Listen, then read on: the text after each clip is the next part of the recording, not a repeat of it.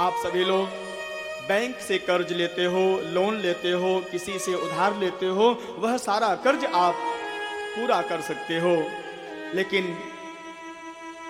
माता के मातृत्व का कर्ज आप कभी पूरा नहीं कर सकते। ध्यान देना। जो मां आपको 9 महीने तक अपनी कोख में रखकर संसार का समस्त कर्म करते हुए आपका पालन पोषण किया, जिस मां ने, श्री राधे, जिस मां ने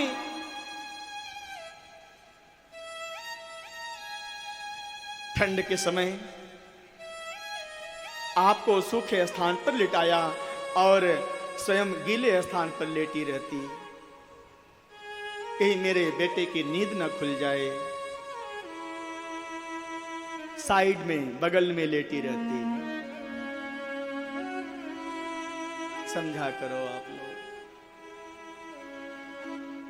और हाँ, सब लोग एक साथ ही करिए, आदेश बराबर होता है ना। आप भी सब लोग बच्चों को आदेश दीजिए, बेटा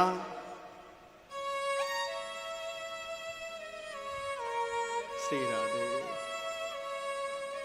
वाह बहुत सुंदर, अच्छा कार्य, बलिहार।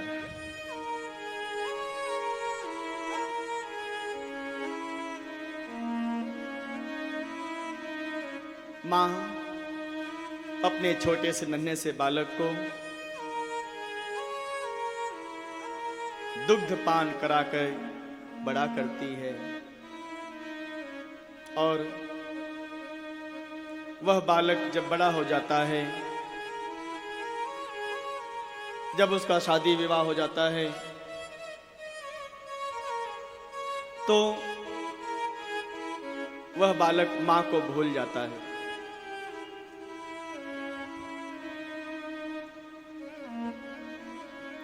वह बालक अपनी माता को उतना सम्मान नहीं देता है, अपने माता पिता की सेवा नहीं करता है। ऐसे बालकों को मैं कहना चाहता हूं प्यारे, अपने मां के कर्ज को यदि चुकाना चाहते हो प्यारे, तो अपने पेट में एक ईंट बांध लो, एक पत्थर बांध लो।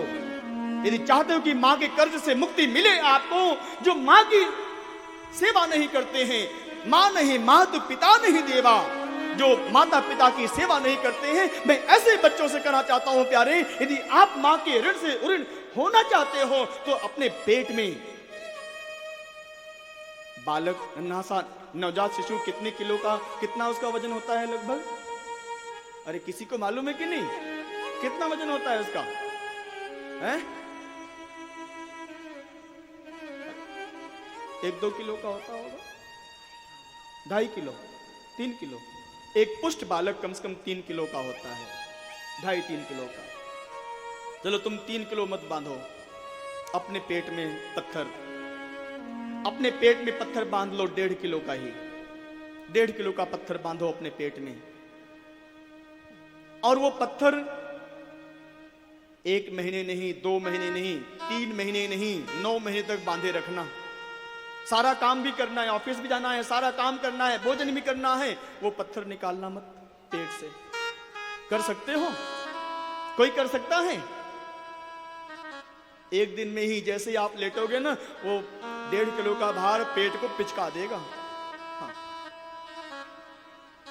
जिन मां ने आपको आपकी छोटी उंगली पकड़कर चलना सिखाया,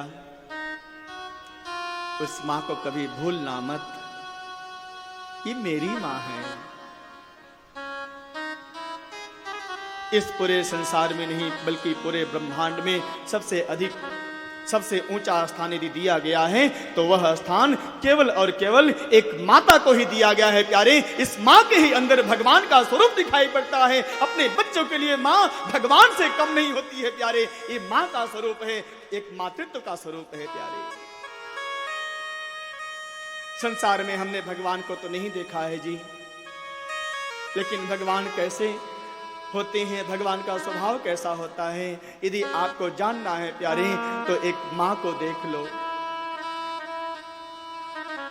मां अपने बच्चों को बहुत प्यार करती है, अपने भूखे रह लेगी, लेकिन अपने बच्चों को कभी भूखा नहीं रहने देती है। मां, एक बात मैं बताऊं, गैया का बच्चा जब बड़ा होता है ना, तो उसके मुंह से पहली आवाज क्या निकलता है? मां। नन्हा सा बालक जब बोलना शुरू करता है ना, तो उसके मुंह से सबसे पहले पिता नहीं निकलता है, बाबा नहीं निकलता है, क्या निकलता है? मां। मां।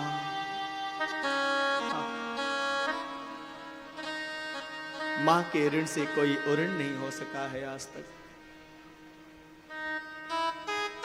मां का स्थान सबसे ऊंचा स्थान होता है जी। अपने माता पिता की बहुत संभाल करना। मां आज बूढ़ी हो गई है, आज उसको आपके सहारे की आवश्यकता पड़ेगी। जब आप चलना नहीं जानते थे तो उस मां ने आपको चलना सिखाया। आज मां जब बूढ़ी हो जाती है तो बच्चे उसको वृद्धाश्रम भेज देते हैं, सेवा नहीं करते। हम कितने कृतज्ञ होते जा रहे हैं प्यारे। हमारा भौतिक विकास तो बहुत हो रहा है प्यारे, लेकिन हमारा आध्यात्मिक पतन उतना ही ज्यादा होता जा रहा है। भौतिकता की आड़ में हम सभी लोग अपनी परंपरा को छोड़ते जा रहे हैं। ना तो हमारे पास शिखा बंधन के लिए बाल बचे हैं। पुरुष समाज को देखो, ऐसे कितने पुरुष हैं, कितने हिंदू समाज में ऐसे पुरुष वर्ग हैं जिनके सिर में चोटी है।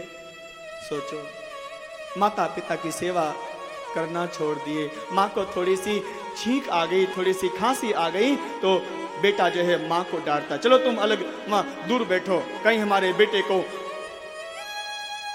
तुम्हारा जो ये खांसी जुकाम है उसको लग न जाए। नहीं प्यारे,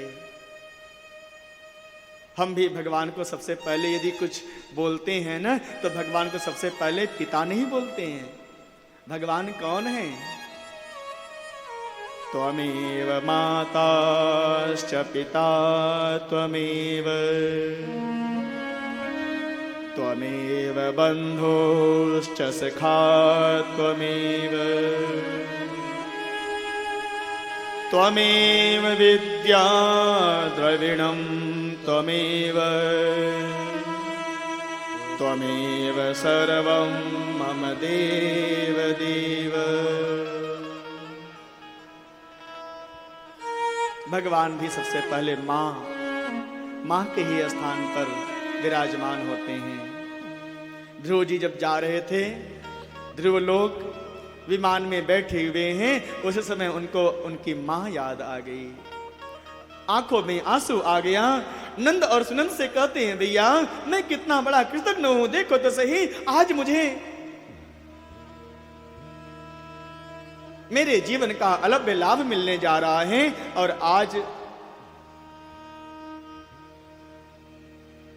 आज मैं अपनी मां को भूल गया। नंद और सुनंद ने कहा, भैया ध्रुव, जिस माता ने आप जैसा भगवान का भक्त पुत्र जन्म दिया है, उस माता का कल्याण बहुत ध्यान से सुनना। जिसका पुत्र भगवान का भक्त हो जाता है प्यारे, उस माता के कल्याण में कोई भी संशय नहीं होता। इसलिए मैंने आपसे अभी कहा था कि आप जिस अमृत से वंचित हो गए हो प्यारे, कम से कम अपनी संतान को, अपने बच्चों को वह भक्ति रूपी अमृत अवश्य पिलाओ प्यारे। सभी के संतान, सभी के बच्चे भगवान की भक्ति अवश्य करें। और एक बात और बताऊं प्यारे, जिसके कुल में, जिसके खानदान में एक भगवान का भक्त बन जाता है, उसके कुल की एक नहीं, 2 पीढ़ी नहीं, 10 पीढ़ी नहीं, बल्कि 21 पीढ़ी का उद्धार अपने आप हो जाता है प्यारे। ऐसा है भगवान के भक्ति की महिमा, ऐसा है भगवान के भक्ति का शक्ति।